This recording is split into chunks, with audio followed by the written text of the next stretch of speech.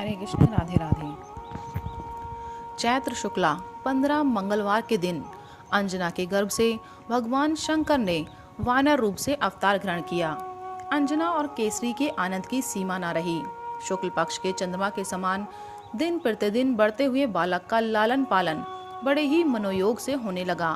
अंजना कहीं जाती तो उन्हें अपने हृदय से सटा लेती। केसरी बालक को अपनी पीठ पर बैठाकर छलांगे भरते और अपने शिशु को आनंदित देखकर स्वयं आनंद मग्न हो जाते। एक दिन बच्चे को घर पर छोड़कर अंजना कहीं फल फूल लाने के लिए चली गई। केसरी पहले से ही बाहर गए हुए थे। बालक घर में अकेला था और उसे भूख लगी हुई थी। उसने इधर उधर देखा पर उसे कोई चीज न मिली। अंत में उसकी दृष्टि सूर्य पर पड़ी। प्रातःकाल का समय था। उसने सोचा कि यह तो बड़ा सुंदर लाल लाल फल है, यह खाने खेलने दोनों ही कामों में आएगा। बालक ने सूर्य तक पहुंचने की चेष्टा की। वायु ने पहले ही उसे उड़ने की शक्ति दे दी थी, अथवा यो भी कह सकते हैं कि भगवान शंकर की लीला में यह आश्चर्य की कौन सी बात है। वह बालक आकाश में उड़ने लगा। देवता, दानव, यक्ष आदि उसे देखकर विस्मित हो गए। वायु के मन में भी शंका हुई। उन्होंने सोचा कि मेरा यह नन्हा सा बालक सूर्य की ओर दौड़ा जा रहा है।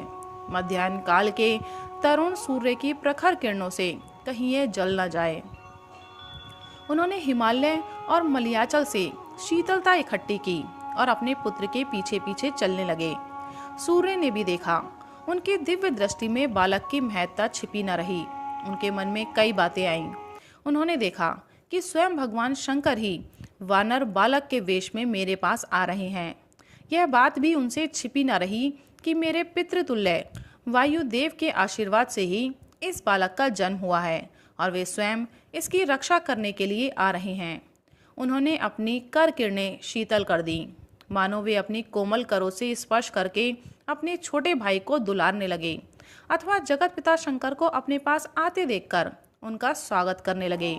वह बालक सूर्य के रथ पर पहुंच गया, उनके साथ खेलने लगा। उस दिन था ग्रहण। अपना समय जानकर राहु सूर्य को ग्रसने के लिए आया। उसने देखा कि एक वानर बालक सूर्य के रथ पर बैठा हुआ है। पहले तो राहु ने कोई परवाह नहीं की, पहले की भांति ही सूर्य पर टूट पड़ा। परंतु जब बालक के कठोर हाथों से वह पकड़ लिया गया, तब वह भयभीत हो गया और किसी प्रकार अपने को छुड़ाकर भागा। वह सीधे देवराज इंद्र के पास गया।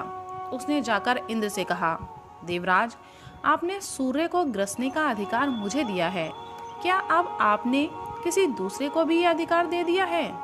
इंद्र की समझ में यह बात न आई। उन्होंने राहु को डांटकर फिर सूर्य के पास भेजा। दोबारा राहु के जाने पर बालक को अपनी भूख की याद आ गई। उसने सोचा कि यह खाने की अच्छी चीज है, बस राहु पर टूट पड़ा। राहु उस बालक के तेज से डर गया और अपनी रक्षा के लिए इंद्र को पुकारने लगा। इंद्र ऐरावत पर चढ़कर उसकी रक्षा के लिए दौड़े। ऐरावत को देखते ही बालक ने राहु को छोड़ दिया और वह उसे एक अच्छा सा फल समझकर पकड़ने के लिए दौड़ा। अब इंद्र ने डरकर अपना वज्र फेंका, जिससे बालक की बाईं हनु अर्थात ठुड्डी टूट गई। बालक घायल होकर पहाड़ पर गिर पड़ा और छटपटाने लगा। वायुदेव बालक को उठाकर गुफा में ले गए। उन्हें इंद्र पर बड़ा क्रोध आया और उन्होंने अपनी गति बंद कर दी। वायु के बंद हो जाने से सब काट सरीखे हो गए। त्रिलोकी में कोई हिलडुल तक नहीं सकता था। सबकी सांस बंद हो गई। देवता लोग घबराए। इंद्र दौड़े हुए ब्रह्मा के पास गए। उसी क्षण ब्रह्मा पर्वत की उस गुफा में आए और अपने हाथों से बालक का स्पर्श करके उसे जीवित कर दिया। बालक प्रसन्नता के साथ उठ खड़ा हुआ। वायुदेव बड़े प्रसन्न हुए और उन्होंने सारे जगत में प्राण संचार कर दिया। ब्रह्मा ने देवताओं से कहा कि यह बालक साधारण नहीं है, यह देवताओं का कार्य साधन करने के लिए ही प्रकट हुआ है, इसलिए यह उचित है कि सब देवता इसको वरदान दें। इंद्र ने कहा, मेरे वज्र के द्वारा इसकी हनु टूट गई है, इसलिए आज से इसका नाम हनुमान होगा और मैं वर देता हूँ कि मेरे वज्र से हनुमान का कभी बाल भी बांका नहीं होगा। सूर्य ने कहा, मैं अपना शतांश तेज इसे देता हूँ, मेरी शक्ति से यह अपना रूप बदल सकेगा और जब इसे शास्त्र का अध्ययन करने की इच्छा होगी तो मैं संपूर्ण शास्त्रों का अध्ययन करा दूंगा। यह बड़ा भारी वाग्मी होगा। वरुण ने अपने पाश से और जल से निर्भय होने का वर दिया। कुबेर आदि देवताओं ने भी अपनी अपनी ओर से हनुमान को निर्भय किया। विश्वकर्मा ने अपने बनाए हुए दिव्य अस्त्रों से अवध्य होने का वर दिया और ब्रह्मा ने ब्रह्म ज्ञान दिया। चिरायु करने के साथ ही ब्रह्मास्त्र और ब्रह्मपाश से भी मुक्त कर दिया। चलते समय ब्रह्मा ने वायुदेव से कहा, तुम्हारा पुत्र बड़ा ही वीर, इच्छानुसार रूप धारण करने वाला और मन के समान तीव्रगामी होगा।